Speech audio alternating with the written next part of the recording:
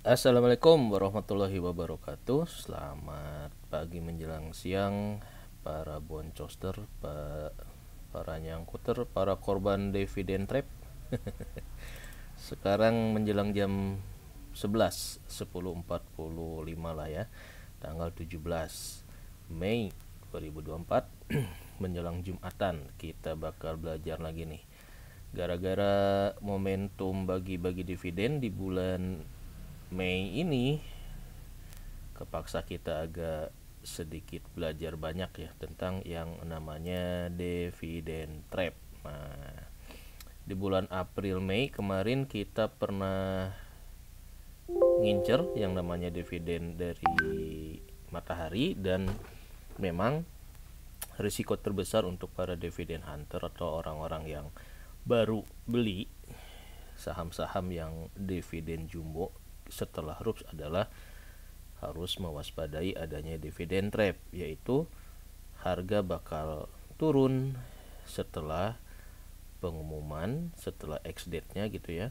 Sejak RUPS sampai cum-date sampai ex-date itu tidak ada kenaikan, yang berarti malah jeblok. Nah, ini kejadian di matahari nih. Dengan dividen 200 perak sejak tanggal cum-date atau ex-date, sekarang malah jemplung di 100 berapa ya, 100 matahari itu 140. Nah ini dia.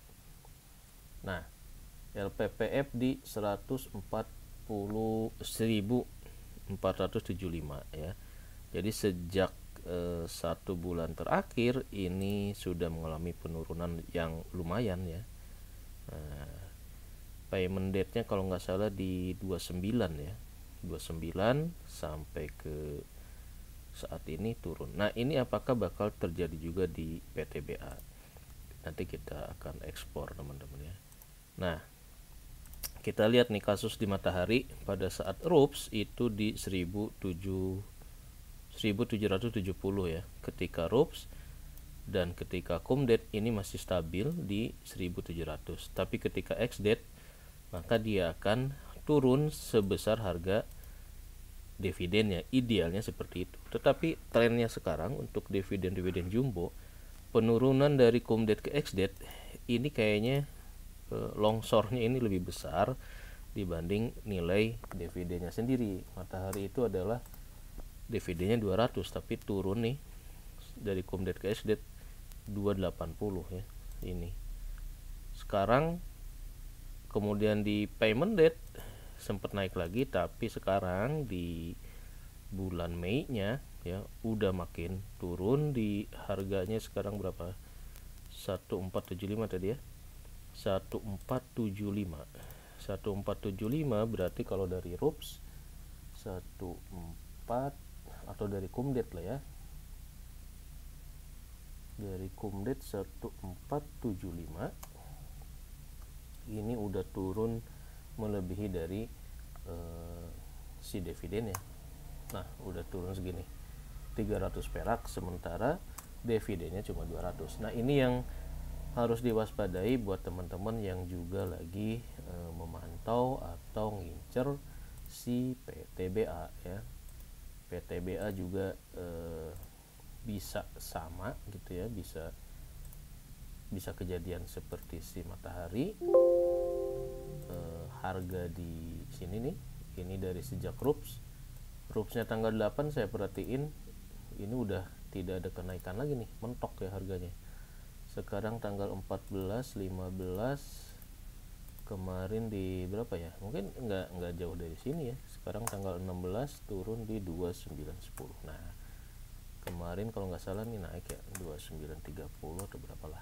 Tapi yang jelas ini sudah tidak ada kenaikan yang signifikan. Tinggal nanti di 17 itu hari ini 18, 19, 20. Nah di sini ketika cum-date apakah dia bakal nembus ke 3000 atau enggak. Nah ini kalau dari data historis sih justru di cum-date ini bakal turun ya. Jadi buat teman-teman yang lagi ngincer, nah ini katakan segini nih, nanti hati-hati ya di sini di cum-date kemungkinan sih potensi besarnya akan lebih turun lagi gitu ya. Biasanya sih kalau dari kejadian yang tahun lalu justru mengalami longsor ya itu. Nah, jadi bahasan yang sekarang mungkin kita lebih eksplor tentang bimbingan mental, bimbingan rohani gitu ya, buat kita-kita yang terkena dividen trap karena beli sahamnya adalah sudah di pucuk ya, sudah di sini nih, sudah di di harga tinggi gitu ya, jadi nggak nutup. Nah, kalau udah kayak gitu maka satu-satunya satu-satunya cara biar kita bisa terbebas dari dividen trap adalah melakukan average down. Jangan sampai cut loss gitu ya, kalau nanti ternyata dividen yang kita terima dengan potensial lossnya itu lebih gede potensial lossnya. Asal kita memang percaya bahwa saham yang kita pegang itu dalam jangka panjang prospek. Nah, ini yang akan kita eksplor terus, serial bahasan tentang PTBA gitu ya, khususnya nanti di sektor batubara kita akan gali seperti si LPPF kita bahas berkali-kali sampai kita yakin bahwa memang ada sesuatu yang menjanjikan gitulah di balik saham yang harganya lagi turun gitu ya.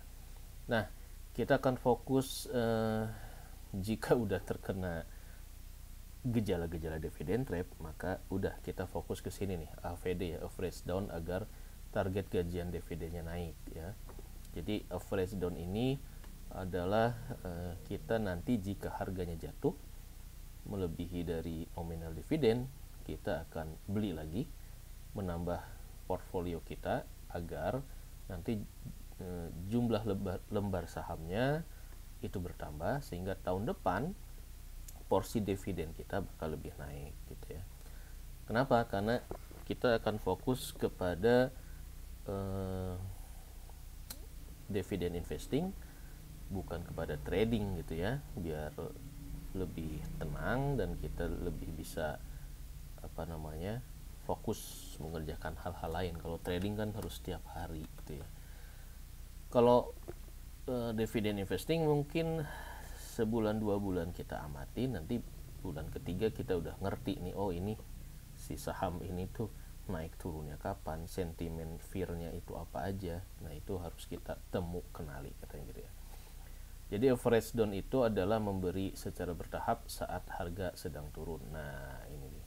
Jadi kuncinya ini, nanti ketika kita menghadapi harga si PTBA itu anjlok, nah itu harus happy karena ini harganya lagi turun, justru bisa menurunkan rata-rata harga saham yang kita beli di pucuk, agar ya nambah lot ketika pembagian dividen tahun depan kayak gitu ya. Ya teorinya sih seperti itu, cuma nanti eksekusinya kapan, apa, dan gimana nya ini yang paling penting nih. Jangan sampai kita nambah portfolionya ketika masih di pucuk juga ya. Jadi belum sampai dasar udah kita beli gitu ya. Ada average down, ada average up katanya gitu ya. Nah, ini mungkin alasannya lah ya. Ada beberapa hal yang harus kita perhatikan ya, antara resikonya, kemudian harus kita bandingkan dengan return yang akan kita bidik. Nah, si PTBA ini kalau menurut saya antara risiko dan returnnya ini menarik untuk kita eksplor ya. Dari sisi risiko memang ada sentimen negatif terhadap bisnis batubara di masa depan, gimana ekonomi global dan sebagai macamnya. Tapi dari sisi return kemarin udah kita bahas bahwa si dividennya PTBA yang jumbo itu 5 tahun bisa bikin kita balik modal ya. Nah, di sini nih kemarin yang udah kita bahas. Nah, ini dia nih ya, 5 tahun investasi saham di PTBA bisa balik modal. Kenapa? Karena dividennya itu jumbo. Nah, gitu ya.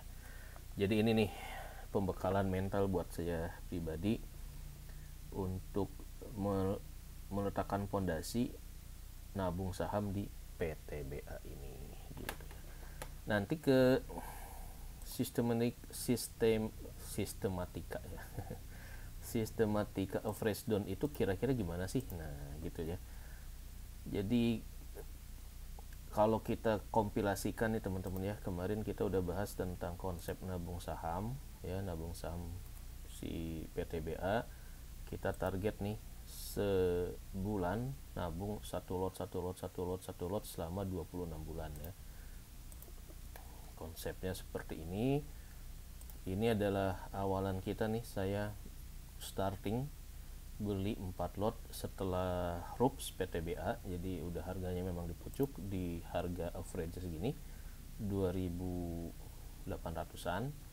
Kemudian nanti kalau dapat dividen berarti nambah duit dikit biar dapat 2 lot ya, untuk karena kan targetnya satu bulan 1 lot, sementara dari dividennya cuma 100 ribuan, berarti kurang, berarti saya harus keluar duit agak nambah untuk dapat 2 lot di bulan Juni.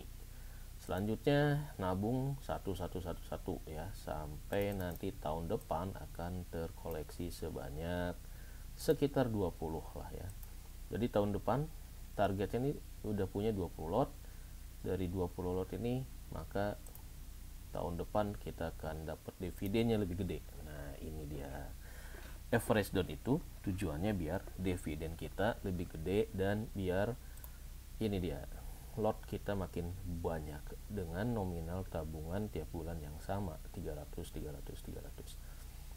Kita asumsikan harusnya sih ini sampai 5 tahun ya, karena kalau di kalkulasi dari dividen jumbo bahwa 5 tahun dapat dividen itu sama dengan 1 saham PTBA. Nah, ini saya belum extend, baru sampai ke bulan ke-26 dengan target total 40 lot di akhir periode ini ya. Jadi 3 kali dapat dividen 1, 2, 3 sekitar 2,6an. Modal yang dibutuhkan 11,2. Ini udah kita bahas sebelumnya ya. Cuma yang jadi inti dari yang sekarang adalah kalau kita nambah 40 lot, average harga kita jadi berapa? Nah, itu di sini nih, di kertas kerja average down ini nanti bisa kita kelihatan ya. Kalau kita memulai nabung saham dengan 4 lot saham, sementara harganya kita beli di pucuk di 28 ya, 2.800, sementara nanti misalkan setelah X date dia bakal turun sesuai dengan nilai dividennya ya, dividennya sekitar 400, berarti dia bakal anjlok nih ke 2.500 lah ya, katakanlah harganya jadi anjlok, artinya kan kita potensial loss. Nah, nanti di sini teman-teman ya, dengan harga segini teman-teman bisa menargetkan average down yang harus kita lakukan ini di berapa sih gitu ya. Katakanlah nanti setelah X date harganya jatuh ke 2.500 ya. Nah, sementara harga awalan kita di bulan ini di sini nih baru punya 4. Nah, dengan kalkulasi ini kita bisa menargetkan nabungnya harus dapat berapa. Katakanlah kita baru sampai akhir tahun ya, sampai akhir tahun 2004 ini kita nambah berapa nih, 8 ya, 8 lot agar nanti setahun bisa 12. Berarti kita asumsikan nih kalau harganya stabil di 2.500 average yang kita beli dengan tambahan nabung sahamnya 8, nah berarti harga rata kita turun dari 2.899 jadi 2.600, kira-kira seperti itu ya.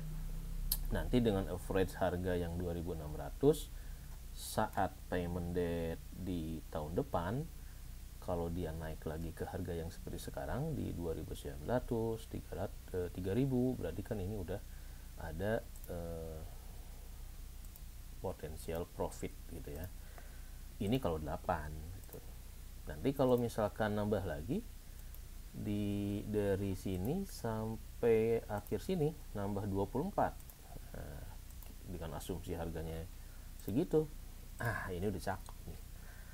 Jadi dengan nambah 24 lot ya, kalau nanti harganya makin nyungsep atau stabil lah di average 2500, harga yang tadinya 2800 ini udah bisa kita turunkan ratanya jadi 2557.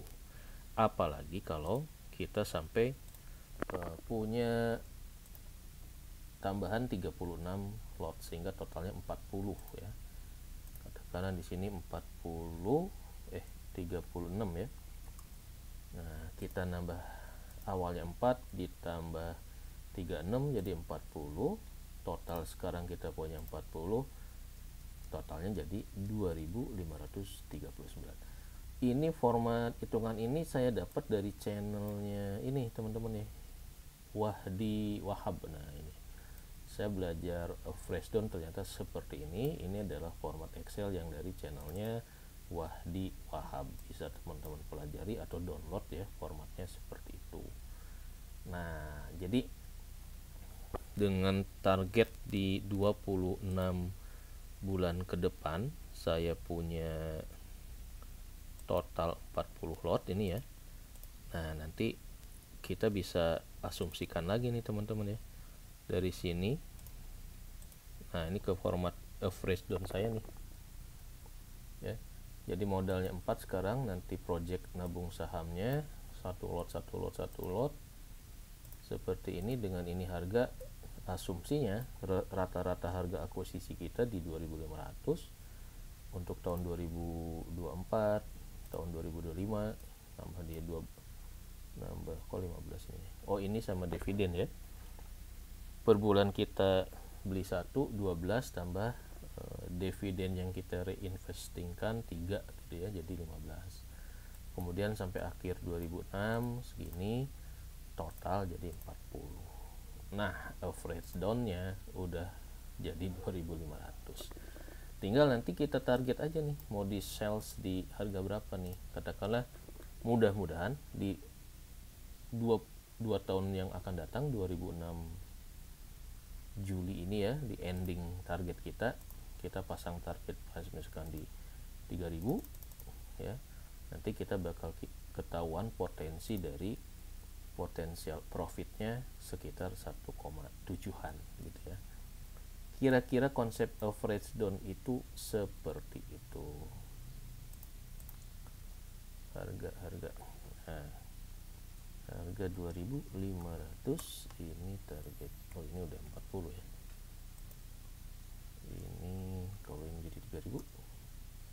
Nah, berarti profitnya sekitar 17%. Itu adalah teknik kita untuk melakukan average down. Jadi dari beberapa detail langkah yang akan kita lakukan, nanti kita bisa makin yakin tahapan-tahapan biar kita tetap eksis di saham PTBA ini, nggak terombang-ambing oleh fear-fear yang ada. Kira-kira begitu teman-teman ya, pinginnya seperti itu ya. Jadi istiqomah nih, kita nabung satu lot, alokasikan sebesar 300 ya. Nanti dari sisa-sisa duit yang 300 ini, kalau lagi turun bisa 1 lot, kalau misalkan lebih ya bisa 2 lot dan sebagaimana dan seterusnya gitu ya. Nah, itu adalah strategi untuk kita average down. Nah, tapi yang paling penting sebetulnya bukan dari hitung-hitungan sih gitu ya. Yang paling penting itu sebetulnya kita memahami bisnisnya si PTBA itu seperti apa. Nah, ini nih yang paling menarik ya. Jadi kita bakal sedikit explore biar mental kita tetap istiqomah untuk nabung saham ini. Maka kita perlu menggali ini sektor batu bara itu seperti apa. Nah, itu sih yang akan kita bahas kali ini ya. Jadi apakah PTBA ini bakal anjlok saat kumdet? Nah, kalau dari sinyal-sinyal yang ada ini kelihatannya kelihatannya sih agak susah untuk meroket lagi gitu ya. Oke, karena realitanya saham PTBA ini setelah RUPS malah mentok, tidak ada gejolak kenaikan harga lagi sampai tanggal 17 Mei. Mentok di 2930, 2910 gitu ya. Jadi ini kemungkinan peluang untuk meroket itu agak berat gitu. Menurut saya sih seperti itu. Jangan lupa ini adalah DYOR, do your own research, analisa pribadi, biar kita bisa punya patokan, punya fondasi sendiri dari analisa yang kita lakukan. Nah, ini tadi resiko ya, nggak cuma di PTBA tapi di saham-saham lain juga kelihatannya risiko FOMO ngejar dividen jumbo ini kemungkinan besar bisa ketemu yang namanya dividen trap ya. Tetapi di sisi lain setelah kita eksplor bahwa dividennya itu cukup jumbo dan 5 tahun bisa balik modal, ini kayaknya layak PTBA ini buat jadikan proyek nabung saham. Nanti kita bahas tentang proyeksi PTBA berdasarkan laporan manajemen, proyeksi 2024-nya kayak gimana. Nah, jadi tema besarnya dari bahasan kali ini teman-teman adalah PTBA ini kelihatannya dividennya dalam tahun-tahun ya mungkin 3-5 tahun ke depan bakal tetap jumbo gitu ya, karena dia adalah salah satu BUMN yang menjadi andalan pemerintah buat pemasukan negara selain dari sektor perbankan. Nanti kita ekspor lagi nih, apakah benar di bidang batubara ini bakal kiamat atau gimana ya. Yang jelas ini menarik untuk dijadikan project gajian dividen ya. Exploit action plan saya dari bulan Mei sampai nanti target 2026 bakal dikit-dikit nabung di PTBA ini. Kemudian yang paling penting adalah tetap harus dilakukan analisa fundamental terkait dari sektor bisnisnya, keuangannya dan lain sebagainya agar kita benar-benar memahami potensi dari PTBA ini di masa depan gitu ya. Nah, ini mungkin kalau kita kena dividend trap tadi yang udah dijelasin, exit strateginya adalah average down ya. Ini yang tahun lalu setelah ex-date anjlok sampai 30% sebesar dividen yieldnya. Jadi nanti kalau anjlok jangan kaget, bakal anjlok di atas 10-15% mungkin ya setelah ex-date gitu. Dan ARB mungkin bisa terjadi di tanggal ex-date-nya. Oke, ini yang paling menarik sebetulnya ya. Do your own research, mereview saham PT Bukit Asam ini ternyata harus kita eksplor berbagai narasumber gitu ya, nggak cuma dari laporan keuangan, tapi karena ini terkait dengan yang namanya ketahanan energi negara kita, batu bara ini menjadi sumber bahan baku energi listrik, energi yang lain-lain, maka peran si Bukit Asam ini cukup vital gitu ya. Jadi agak-agak harus dieksplor detail banget tentang masa depan sektor batubara ini. Nah, nanti dari sisi eksplorasi itu kita bisa memposisikan nih, kita mau ngincer jadi dividen investornya atau cuma jadi ngejar capital gain. Nanti kalau kita udah eksplor nih bisa ada wawasan yang baru gitu ya. Nah, di report 2003 lalu ya, di sini isu yang sudah disadari oleh manajemen adalah tentang ya surviving thermal coal gitu ya. Kemudian ada market headwind. Headwind ini kayak apa ya, kayak di rem lah gitu. Kalau tailwind kan itu didorong dari belakang gitu ya. Jadi pangsa pasar batu bara ini agak ngerem lah gitu. Beda dengan kondisi di 2002-2001 yang dapat limpahan cuan dari kondisi global, ada perang Rusia Ukraina dan lain-lain. Otomatis di 2023 ini kinerjanya agak turun. Nah, nanti di 2024 itu bakal kayak apa ya. Nanti ada di sini target dari 2004 untuk target kinerjanya PTBA. Apakah ini masih dianggap prospek atau enggak? Nah, bisa kita eksplorasi bersama. Yang penting dari helikopter view-nya dalam memandang Bukit Asam itu harus dari sini, teman-teman. Dari kuadran ini adalah transformasi Bukit Asam dalam melihat tantangan dan peluang di masa depan. Bagaimana dia yang ada di kuadran perusahaan tambang, dia akan beralih ya menjadi perusahaan energi dan utility dengan ikut serta mengembangkan energi baru dan terbarukan gitu ya. Kemudian juga dia akan memperbaiki sistem logistik infrastruktur dan tradingnya juga agar lebih efisien, sehingga nanti cost salesnya ini bisa lebih efisien lah gitu ya. Kemudian ini juga nanti dia mengembangkan green businessnya untuk tambang-tambang yang lahan-lahannya mungkin sudah tidak produktif gitu ya. Jadi kalau ngelihat dari sini sebenarnya udah kebaca nih potensi masa depannya si PTBA ini. Dia nggak akan mati kalau ya dibilang kiamat batubara. Kenapa? Karena dia punya tahapan untuk bertransformasi. Kemudian dari sisi lainnya adalah ini cadangan batubaranya 5,8 miliar ton, sementara produksinya sendiri target di 2024 cuma 40. Jadi ini bisa sampai 100 tahun eksplorasi. Nah, ini yang digadang-gadang oleh banyak holder PTBA. Kenapa mereka banyak menjadikan PTBA ini jadi saham favorit mereka, karena cadangannya berlimpah ya. Bisa sampai masa produksi ya 50 sampai 100 tahun lah. Berarti katakanlah 50 tahun ya. Cadangan 5 miliar atau yang ini ya.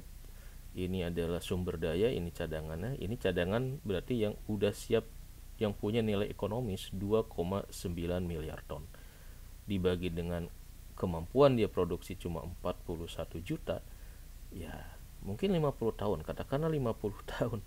Berarti sampai 50 tahun ke depan kita bisa cuan dari gajian dividen nih ya. 50 tahun ke depan masih punya potensi buat balik modal berkali-kali lipat. Nah, ini yang harus kita eksplor ya. Di 2023, tahun buku 2023, dividen yang dibagikan adalah 4,6 triliun dengan DPS-nya 397. Nah, ini sebenarnya tugas kita nih ya, visi kita belajar saham ya, gimana biar anak cucu kita bisa bebas finansial. Nggak apa-apa lah kita masih jumpalitan, kena nyungsep, kena dividen trap, kena boncos, tapi yang penting anak cucu kita bisa kita bekali dengan ilmu dari nenek moyangnya gitu ya. Biar misinya nih ya, visi ini kita capai dengan melakukan action berupa misi, yaitu cuan dari mengutin triliunan dividen di pasar modal. Ini 4,6 triliun, masa kita nggak kebagian sih? Nah, gimana cara memaksimalkan mengutin porsi dari 4,6 triliun itu? Ya, satu-satunya adalah dengan memperbanyak lot yang kita miliki di PTBA ini. Kira-kira begitu ya.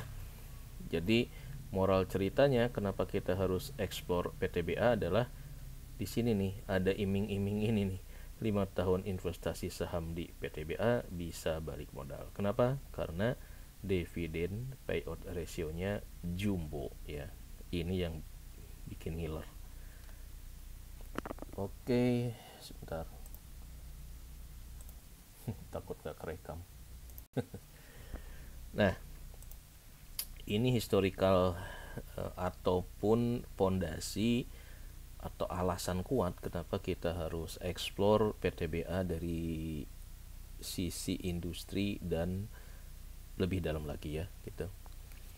Ini adalah faktanya, konsisten bagi dividen dari 10 tahun terakhir. Ini selalu bagi dividen ya. Kenapa selalu bagi dividen? Ya ini balik lagi nih, karena cadangan batu baranya banyak, kemudian juga stripping rasionya, batu baranya itu nggak terlalu dalam dari permukaan tanah gitu ya. Jadi cukup efisien lah gitu. Kemudian yang paling penting adalah PTBA menjadi andalan atas setoran BUMN untuk pemasukan negara.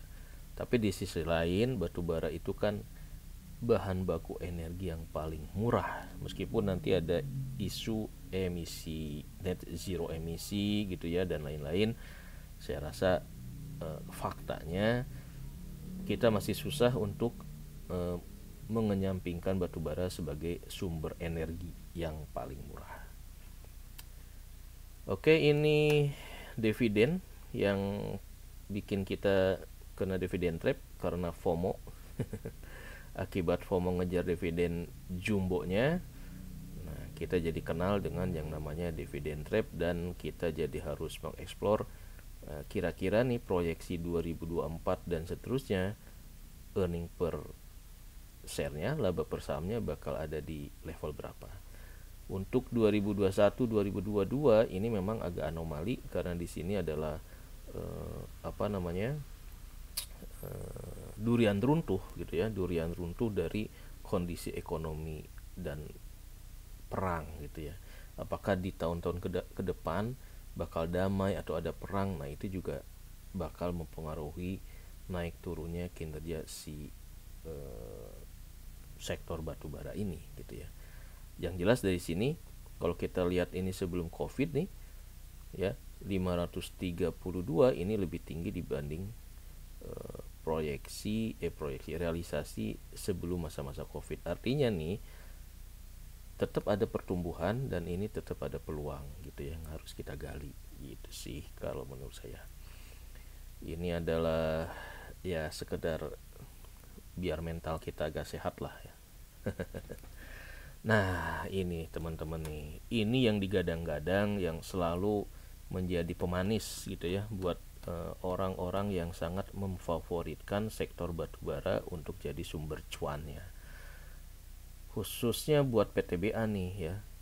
Cadangan batubara PTBA bisa sampai 100 tahun ya. Tadi udah disebut bahwa dengan cadangan batubara 2,9 miliar ton sementara level produksinya cuma 30 sampai 40 juta ton per tahun, maka ini masih bisa menjamin eksplorasi sampai 100 tahun ke depan gitu. Cadangan seluruhnya 5,8 miliar ton, kalau misalkan produksi 30 juta ton per tahun, ini cadangan bisa 100 tahun. Demikian kata manajemen pada public expose di 2023 lalu. Nah cuma ini nih yang suka dibilang paling harus kita eksplorasi gitu ya. Si batu bara ini sayangnya harganya tidak ditentukan oleh PTBA gitu. Beda misalkan kalau kita eksplor telco, yang nentuin harga kan si pelaku telkonya gitu. Nah sayangnya si sektor batu bara ini mereka tidak bisa menentukan sendiri level harganya, bukan penentu kebijakan harga. Jadi mereka dipengaruhi oleh harga batu bara global gitu ya. Jadi mereka nggak bisa menentukan gitu harga batu baranya. Jadi berdasarkan konsensus indeks batu bara saja itu. Jadi mereka price taker doang gitu ya. Dividen jumbo PTBA, tren DPS makin turun. Nah ini sih challenge-nya ya, karena tren batu baranya mungkin dibanding 2001-2002 kinerjanya bakal lebih turun. Penurunan revenue di 2003 disebabkan faktor eksternal, yaitu tren menurunnya komoditas batubara di pasar global. Nah ini mengakibatkan laba Bukit Asam di Q1 juga jadi turun 31,9%, hanya 790 miliar. Harga batubara yang adalah komoditas juga dipengaruhi oleh pasar batubara dalam dan luar negeri, gitu ya. Kemudian iklim, musim panas, musim dingin. Nah ini juga kayak sekarang musim panas di Vietnam itu malah mendorong permintaan batubara agak naik. Kemudian pola konsumsi energi, nah ini juga mempengaruhi.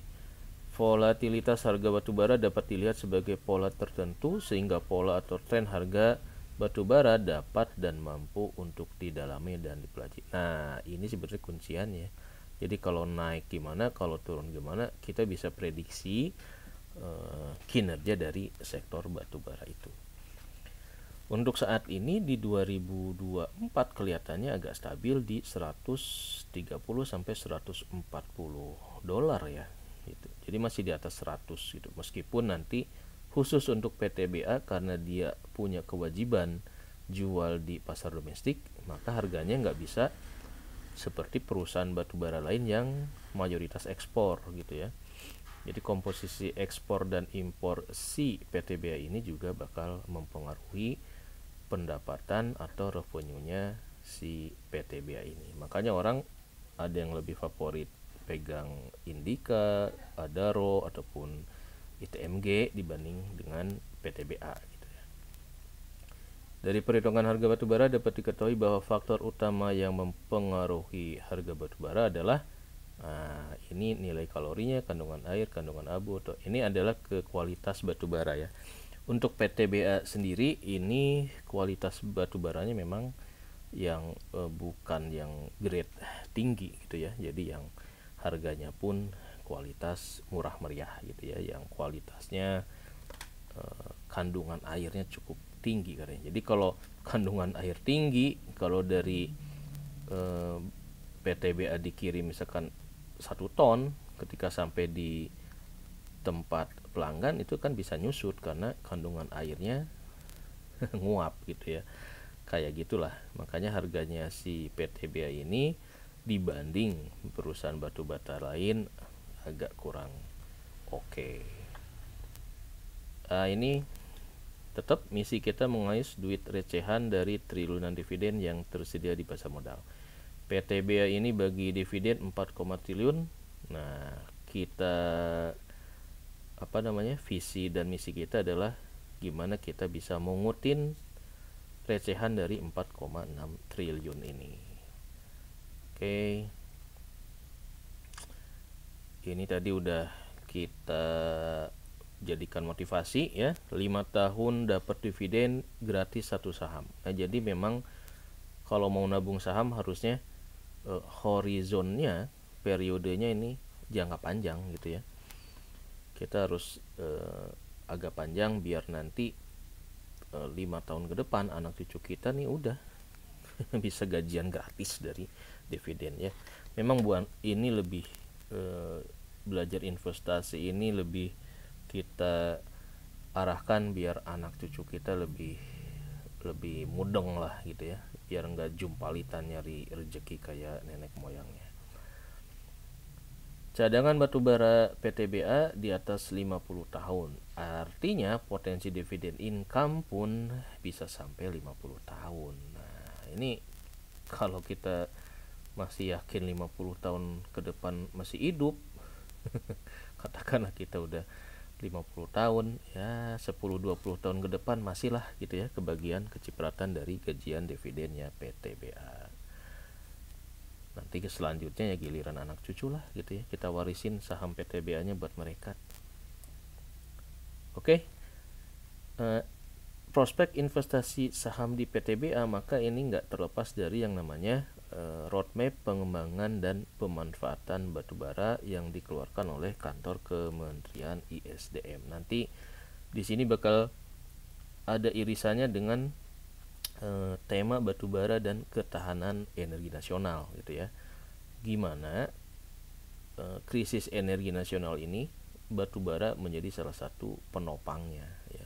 Kemudian nanti di dalam long termnya terkait dengan zero emission juga, ataupun sekarang kan energi buat masyarakat lebih banyak gas LPG gitu ya, LNG, sementara itu adalah impor kebanyakan, sehingga batu bara ini digadang-gadang untuk dilakukan program hilirisasi ya, gimana nanti batu bara dirubah menjadi batu bara cair gitu ya, untuk menggantikan LPG. Kenapa? Karena cadangannya tadi ya, cadangan berlimpah 100 tahun atau miliaran, sekian miliar juta ton, itu nggak mungkin kita anggurkan gitu, dianggurin gitu ya. Maka harus ada langkah-langkah yang disebut sebagai hilirisasi batubara. Nggak cuma kita ekspor mentahannya aja, tapi diolah biar bisa mengurangi impor. Ya meskipun harga biaya teknologi merubah batubara ini menjadi batubara cair masih diperdebatkan gitu, karena mahal gitu ya.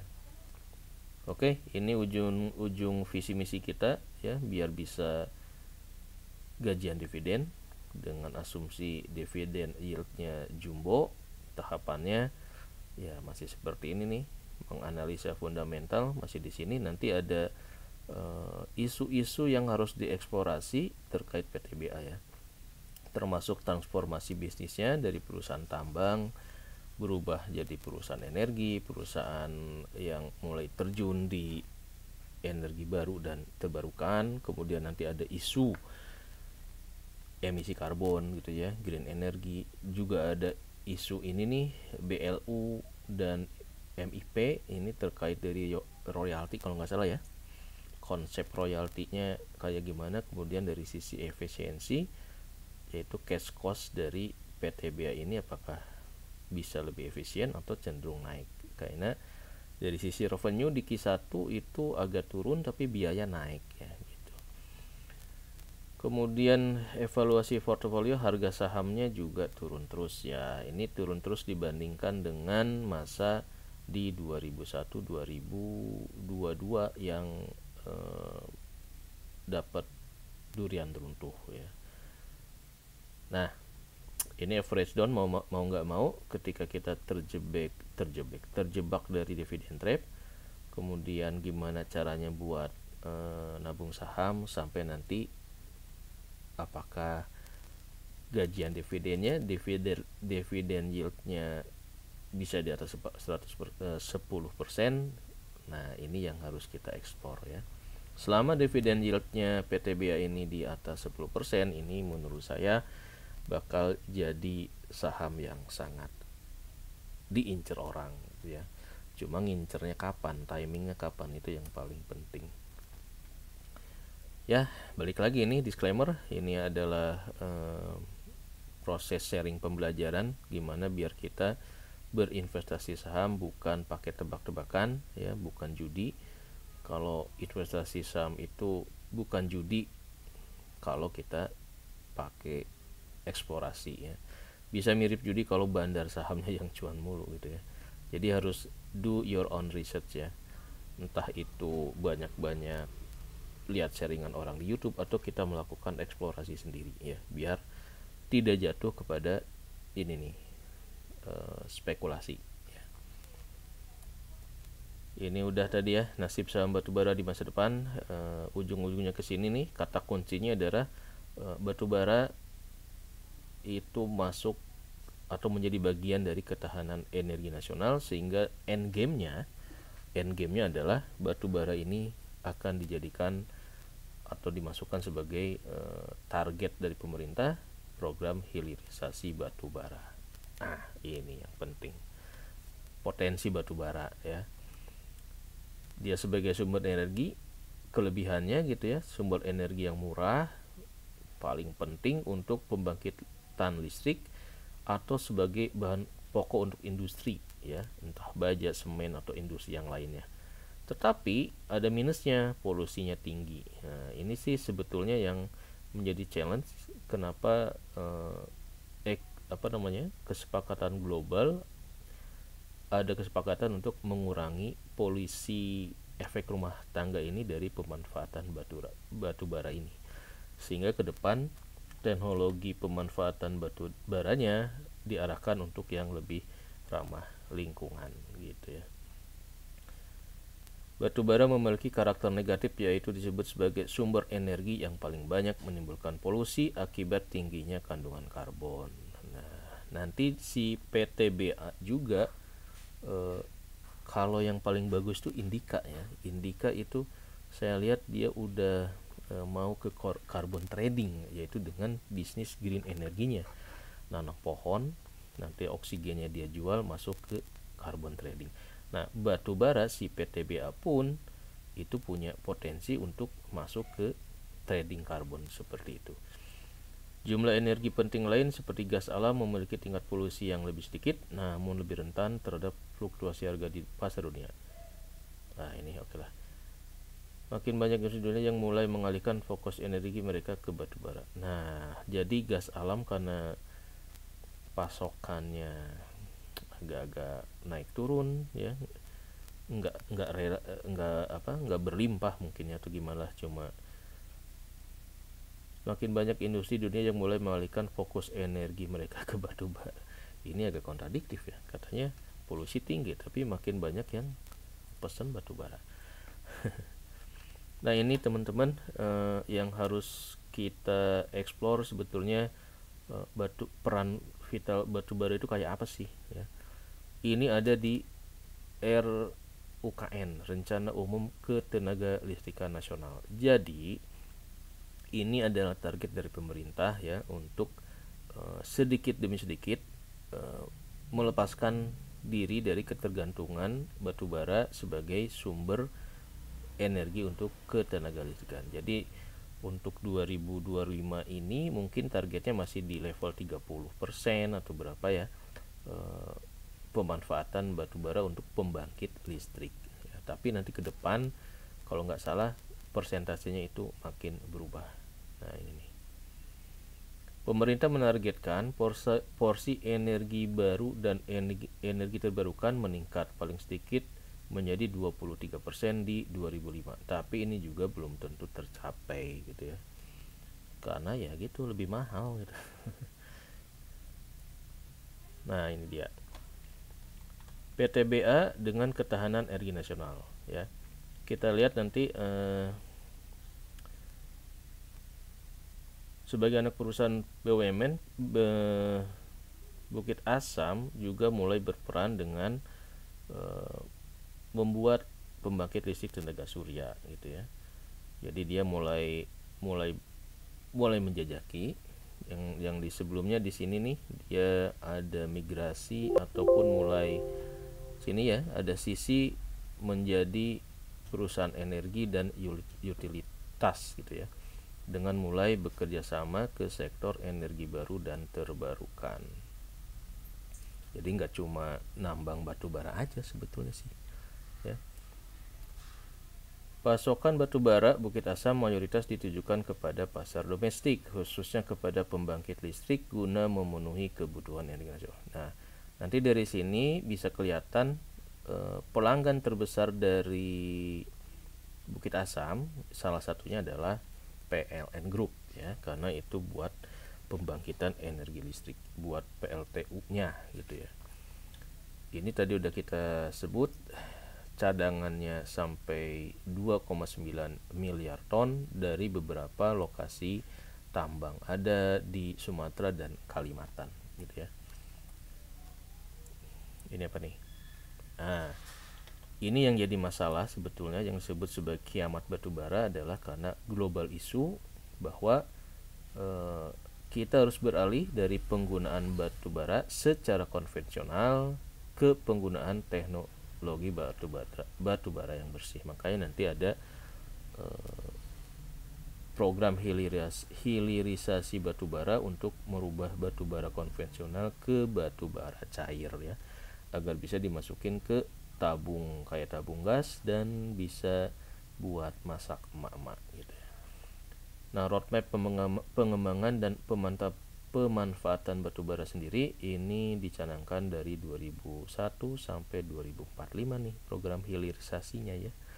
untuk untuk berkontribusi dalam komitmen mengatasi dampak lingkungan atau berperan aktif dalam global isu terkait net zero emission. Jadi ini ada dua tema besar ya, bahwa cadangan batu bara kita yang besar ini memang sangat penting buat ketahanan energi, tapi di sisi lain pemerintah kita juga punya komitmen untuk menurunkan level efek rumah kaca gitu ya. Jadi berperan aktif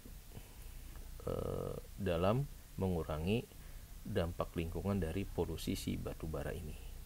Nah, ini dia. Oke, ini tadi udah disebut ya, bahwa dari kuadran perusahaan yang cuma tambang doang, dia bakal beralih ke sini, ke perusahaan energi, utilitas, ataupun dari green energy. Nanti di sini ada carbon trading dan sebagainya macamnya lah gitu ya. Ini apa dia? Ini yang menentukan bahwa kualitas si batu baranya PTBA ini ada di mana ya. Kebanyakan batu bara yang dihasilkan PTBA itu di sisi batu bara muda sini nih, yang kualitasnya relatif rendah, kandungan airnya tinggi, dan kalorinya juga rendah, sehingga nilai jualnya relatif lebih rendah dibanding kualitas batu bara yang lain gitu ya. Ini tadi udah kita sebut faktor penentu batu bara ya. Ini dia nih. Karena pada umumnya batu bara adalah sebuah komunitas yang tidak memiliki brand alias sama ya, batu bara produk Bukit Asam, ITMG dan lain-lain sama itemnya gitu, nggak ada mereknya. Maka pelaku penambang batu bara tidak bisa memiliki pricing power dan mengikuti dari harga referensi dari berbagai indeks ya, ada Newcastle, ada ICI dan lain-lain tuh. Saya baru ngeh gitu ya, baru tahu juga tuh.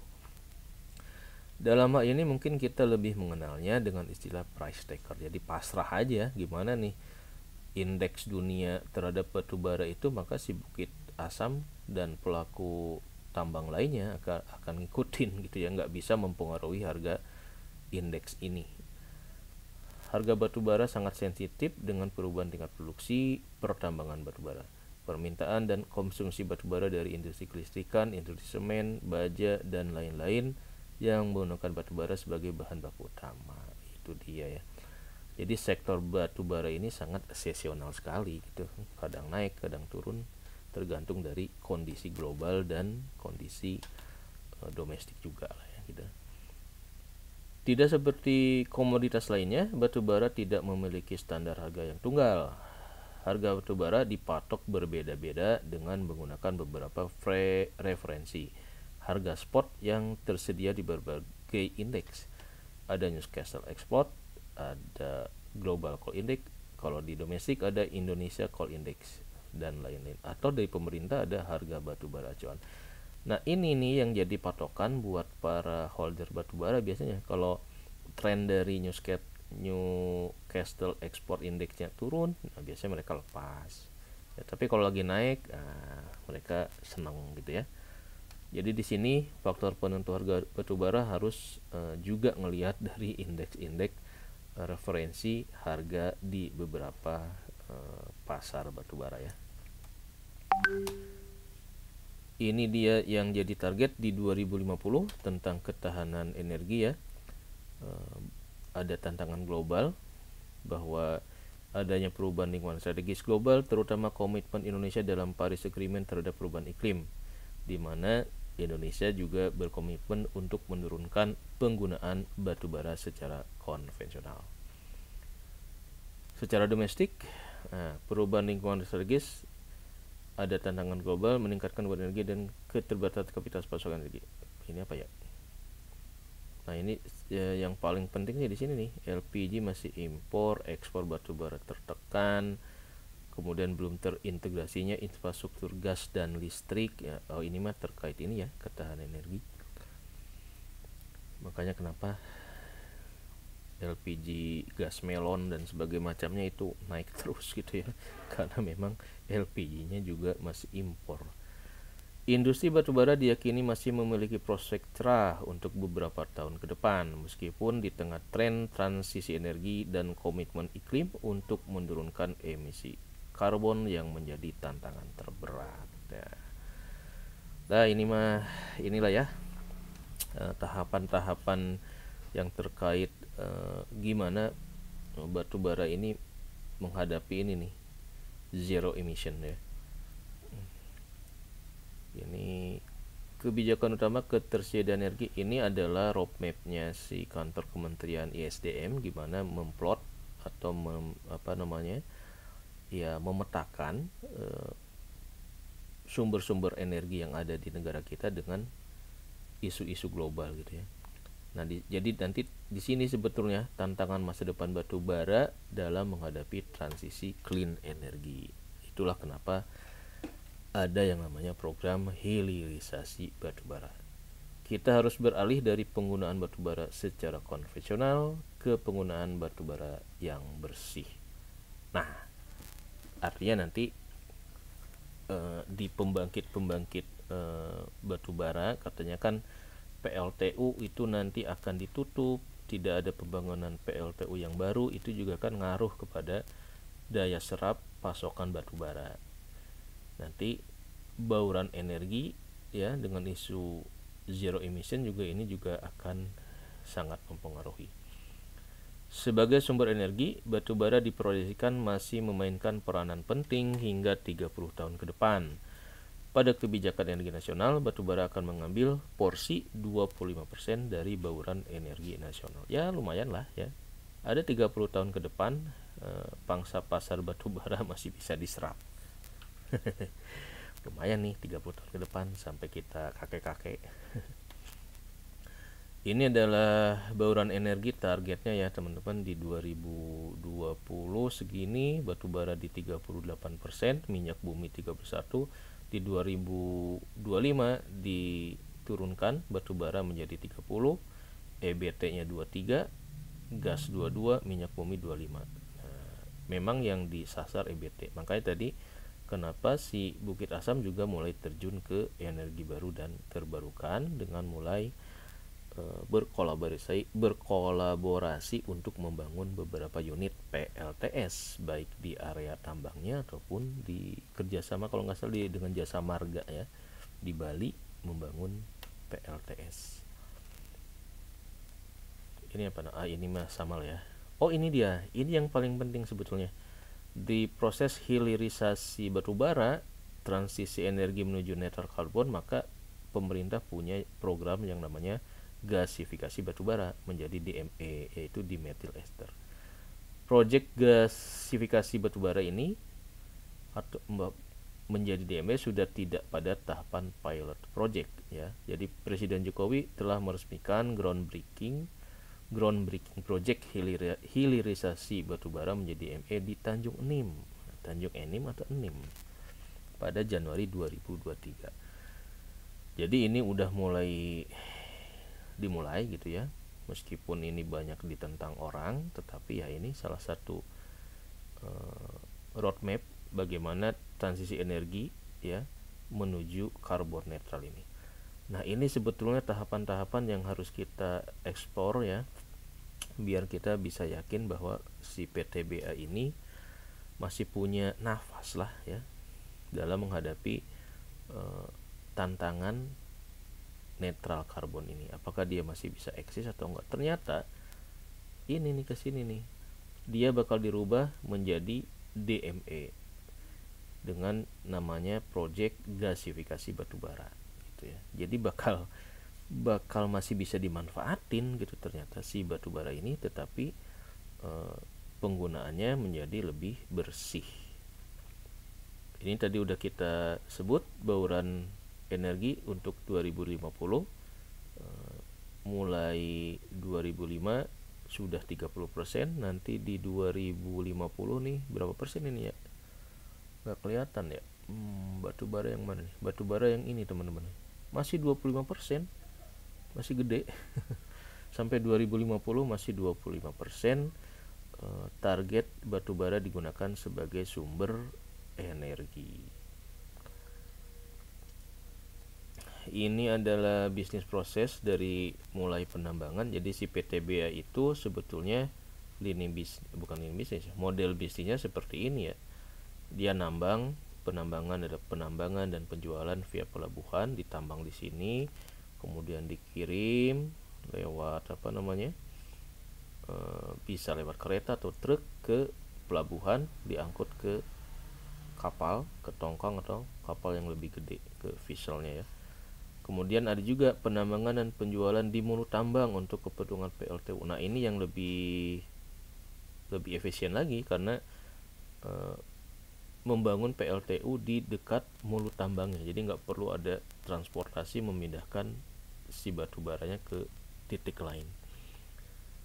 Kemudian juga bisnis prosesnya ada penambangan dan penjualan mulut tambang ke industri lain. Nah, gitu. Dibandingkan energi lainnya, proses bisnis batubara tergolong cukup singkat karena proses bisnis utama hanya terbagi dalam 4 proses: eksplorasi, eksploitasi, logistik, dan trading. Simple sih ya. Nah yang jadi, karena saking simpelnya ini, maka tidak ada nilai tambah gitu ya, karena ini tidak diolah menjadi project yang bisa dimanfaatin oleh kalangan rumah tangga gitu ya. Nah ini terkait dengan istilah-istilah di batubara teman-teman ya. Ada stripping ratio atau nisbah kupas. Ini adalah ukuran bagaimana bisnis batubara itu disebut efisien atau enggak, yaitu perbandingan antara volume lapisan penutup yang diperlukan untuk memindahkan batu bara galian dalam ukuran 1 ton. Jadi kalau stripping rasionya 4 kali, artinya dibutuhkan 4 ton galian kupasan yang menutupi batu bara itu untuk menghasilkan 1 ton batu bara. Nah si PTBA stripping rasionya masih di 6,4, nah, masih oke lah ya, dibanding dengan stripping rasio emiten yang lain. Ini 2001 saya dapatnya seperti ini.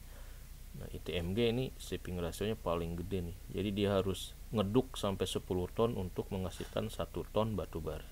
Sementara yang lain Bayan ngeduknya di level 3,9. Ini PTBA masih termasuk yang ini ya, tambangnya nih mudah dikeduk gitulah. Semakin rendah stripping ratio maka semakin murah biaya atau beban galian yang dibutuhkan gitu lah. Oke, ini pemegang saham kayaknya bisa dieksplor. Yang paling penting sebetulnya tadi ya, di program hilirisasi gasifikasi itu, sehingga nanti cadangan batubara yang besar itu bisa dimanfaatkan, volume produksinya bisa makin meningkat lagi. Ini adalah jumlah produksi di 2023 naik terus ya. Kemudian juga volume angkutannya juga naik, penjualannya juga naik sebenarnya. Cuma masalahnya di harganya itu yang turun. Ini produk yang dihasilkan, ada beberapa macam jenis produk batubara sesuai dengan kadar kualitasnya ya. Jadi karena varian produknya ini banyak, ini yang disukai oleh pangsa ekspor gitu. Jadi mereka bisa menyesuaikan dengan produk dan kualitas dan harga gitu ya.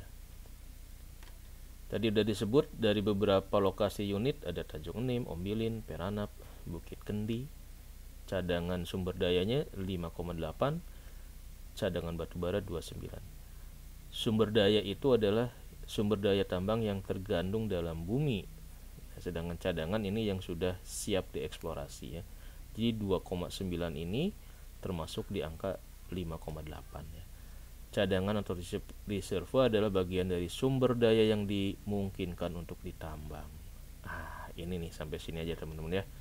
Udah mau Jumatan soalnya nih. Cadangan batubara PTBA ini bisa diproyeksikan sampai 100 tahun ke depan. Kenapa? Karena sumber dayanya 5,9, sementara target produksi di 2024 sendiri itu cuma 40 juta metric ton ya. Jadi cadangan dibagi dengan kemampuan dia produksi, ini bisa sampai 100 tahun. Ini yang paling menarik sebetulnya ya. Cadangan batu bara adalah bagian dari sumber daya batu bara tertunjuk dan terukur. Nah, ini ada istilah-istilah pertambangan juga nih, tertunjuk terukur, yang dapat ditambang secara ekonomis. Oke, inilah mungkin ya wilayah operasional mungkin bisa dieksplorasi, ada di Sumatera, Kalimantan. Di tengah keberadaan cadangan yang begitu besar, pemanfaatan batu bara menghadapi tantangan dengan menguatnya tuntutan global terkait penggunaan energi hijau dan bersih. Nah, sebetulnya di sini ya, di sini yang menjadi PR transformasi dari batu bara itu. Ini juga itu udah. Ini adalah penunjangnya, ada beberapa pelabuhan dan dermaga. Kemudian juga pemaksimalan jalur kereta api untuk ngangkut batu bara dari tambang ke pelabuhannya. Ya, ini yang menarik nih ya. Gimana nanti secara digitalisasi pengangkutan itu bakal lebih dimaksimalkan. Ini skema perubahan BLU badan apa ya? Badan lupa saya nih. Nanti ke depan MIP katanya. MIP singkatan apa pula nih? Mitra apalah gitu ya. Jadi ini nanti MIP ini yang akan mengelola penerimaan negara bukan pajak gitu ya. Jadi lembaganya lah.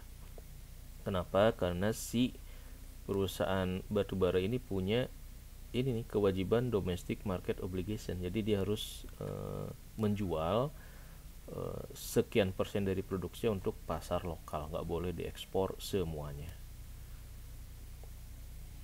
Ini tadi teman-teman yang transformasi dari PTBA. Dia punya 4 pilar. Pilar tambang, infrastruktur, kemudian downstream energi utilitas. Nah, ini yang paling penting ya. Dia ikut mengembangkan bisnis energi utilitas, hilirisasi batubara dan lain sebagainya. Ini di sini yang sebetulnya masa depannya ada di sini nih. Kalau di sini green business ada reklamasi lahan, kemudian dia nanam kaliandra buat bahan kayu gitu ya, buat pellet dan lain sebagainya.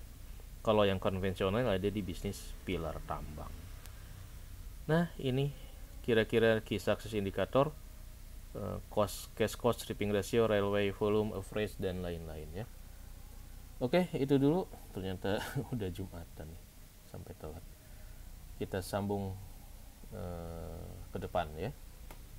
Yang penting ini total dividennya triliunan dengan posisi untuk domestik sekian, ekspor sekian ya.